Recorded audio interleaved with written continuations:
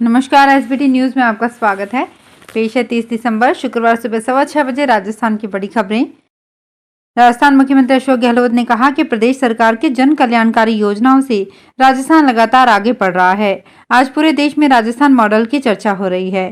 प्रदेश के विकास में प्रवासी राजस्थानियों का भी महत्वपूर्ण योगदान है। गहलोत गुरुवार को पाली में सादड़ी जैन समाज की ओर से आयोजित स्नेह सम्मेलन के उद्घाटन समारोह को संबोधित कर रहे थे। उन्होंने कहा कि पहले राजस्थान का नाम लेते ही रेगिस्तान, सूखा जैसे शब्द दिमाग में आते थे, लेकिन आज स्थितियां काफी अलग है। इंदिरा गांधी नहर का पानी जोधपुर तक पहुंच रहा है। राज्य का एक बड़ा हिस्सा नहर से लाभान्वित हो रहा है। प्रदेश में रिफाइनरी के साथ साथ ही पेट्रोकेमिकल कॉम्प्लेक्स बन रहा है, जिससे औद्योगिकीकरण को बढ़ावा मिलेगा। दिल्ली मुंबई इंडस्ट्रियल कॉरिडोर का निर्माण हो रहा है। बीजेपी के वरिष्ठ नेता ओम माथुर ने परबसर जन आक्रोश सभा में प्रधानमंत्री नरेंद्र मोदी के लिए बोले गए शब्द पर भ्रामक प्रचार का आरोप लगाया है। माथुर ने इसे प्रायोजित प्रचार बताते हुए कहा कि इससे उन्हें पीड़ा हुई है। वहीं दूसरी ओर बीजेपी प्रदेश अध्यक्ष सतीश पूनिया ने माथुर के सभा में बोले शब्द पर प्रतिक्रिया देने से इनकार करते हुए कहा कि भाजपा मजबूत संगठन है, पार्टी पर इसका कोई असर नहीं पड़ेगा। नागौर के परबतसर में 27 दिसंबर को जन आक्रोश यात्रा में भाजपा के वरिष्ठ नेता और केंद्रीय चुनाव समिति के सदस्य ओम माथुर के भाषण के एक बयान से प्रदेश भाजपा की सियासत में हलचल मच गई थी। ओम माथुर ने कहा था कि ये गलतफहमी मत पाल लेना भाई, अब तो मैं केंद्रीय चुनाव समिति का मेंबर हूँ। ये जयपुर वाले कैसी भी लिस्ट भेजेंगे उससे कोई फर्क नहीं पड़ने वाला। मैं हर गांव के एक एक की नस जानता हूँ। मैंने जो खूंटा गाड़ दिया उसे मोदी भी नहीं हिला सकते। ये मैं यहाँ कहकर जा रहा हूँ, मुझे ये कहने में कोई संकोच नहीं है। मेरे द्वारा दिए गए टिकट को कोई काट नहीं सकता। राजस्थान विधानसभा चुनाव में कांग्रेस के हारे उम्मीदवारों का दर्द गुरुवार को राजस्थान कांग्रेस प्रभारी सुखजिंदर सिंह रंधावा के सामने फूट पड़ा। दर्द इतना अधिक था कि वे रंधावा और पीसीसी चीफ के सामने उन्होंने अपने अपने विधानसभा सीटों पर जीते निर्दलीय और बसपा विधायकों के भ्रष्टाचार, खुली लूट जैसे गंभीर आरोप लगा डाले। इन आरोपों को पीसीसी चीफ गोविंद सिंह डोटासरा को भी काफी हद तक स्वीकार करना पड़ा और उन्होंने माना कि इनके साथ न्याय नहीं हो पाया। बाद में रंधावा ने इनको आश्वासन दिया कि भविष्य में संगठन में इनकी सुनी जाएगी। इस फीडबैक में गोविंद सिंह डोटासरा भी साथ थे। भारत में कोरोना के बढ़ते मामलों के बीच चीन समेत 6 देशों से आने वाले यात्रियों पर अगले हफ्ते से सख्ती बढ़ाई जाने की तैयारी है। केंद्रीय स्वास्थ्य मंत्री मनसुख मंडाविया ने कहा है कि चीन, जापान, दक्षिण कोरिया, हांगकांग, थाईलैंड और सिंगापुर से आने वाले पैसेंजर्स के लिए 1 जनवरी 2023 से नेगेटिव RT-PCR टेस्ट रिपोर्ट अनिवार्य कर दिया गया है। इन पैसेंजर्स को यात्रा से पहले अपनी 72 घंटे पुरानी negative RT-PCR test report air Suvidha portal पर अपलोड करनी होगी।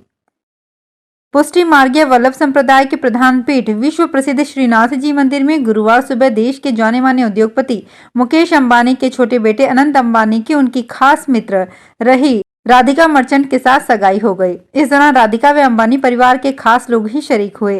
अनंत अंबानी अपनी मंगेतर के साथ स्थानीय धीरज धाम में बुधवार से रुके हुए हैं। वहीं गुरुवार को दोपहर बाद अंबानी परिवार के सदस्य भी नाथद्वारा पहुंचे। मोती महल की सजावट को देखकर पहले ही इस बात का अंदाजा लगाया जा रहा था कि आज परिवार कोई बड़ी घोषणा कर सकता है। वही हुआ। परिवार ने अनंत और राधिका के रोका सगाई की घोषणा की। बता दें कि राधिका के परिवार की भी श्रीनाथ जी में गहरी आस्था है और इससे पूर्व में भी दोनों परिवार के सदस्य यहां आते रहे हैं। राधिका मर्चेंट के पिता Viren merchant encore health care के CEO और मूल रूप से कच्छ के निवासी हैं। हरियाणा की पहली महिला ड्रोन पायलट निशा सोलंकी अब प्रदेश के किसानों को ड्रोन से खेत में कीटनाशक व खाद छिड़कने का प्रशिक्षण देंगी। निशा सोलंकी महाराणा प्रताप बागवानी विश्वविद्यालय करनाल में किसानों को ड्रोन चलाने का प्रशिक्षण देंगी। ये प्रशिक्षण 1 सप्ताह का होगा। विश्वविद्यालय को प्रशिक्षण देने के लिए भारत सरकार से परमिशन मिल चुकी है।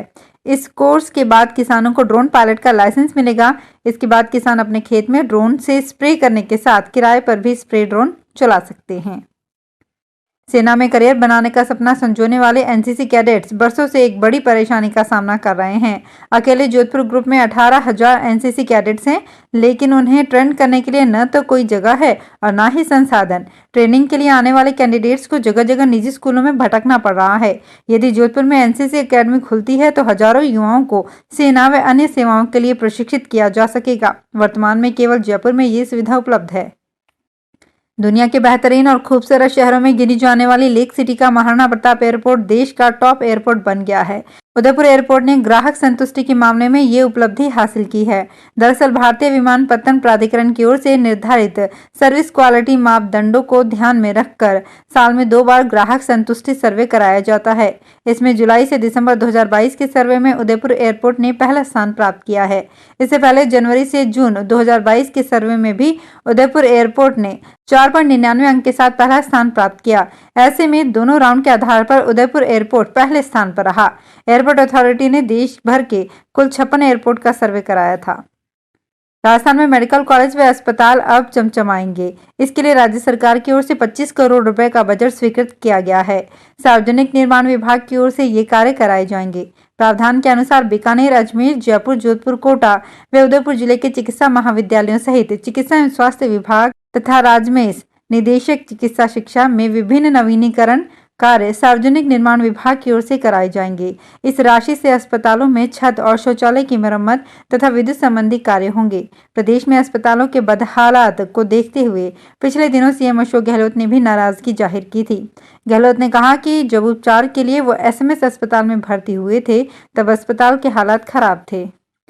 देश के राष्ट्रपति द्रौपदी मुर्मू 2 दिवसीय दौरे पर 3 जनवरी को ब्रह्म कुमारी संस्थान के अंतर्राष्ट्रीय मुख्यालय आबू रोड और माउंट आबू आ रही हैं। वो 3 जनवरी को शाम 4:15 पर मानपुर हवाई पट्टी पर उतरेंगी।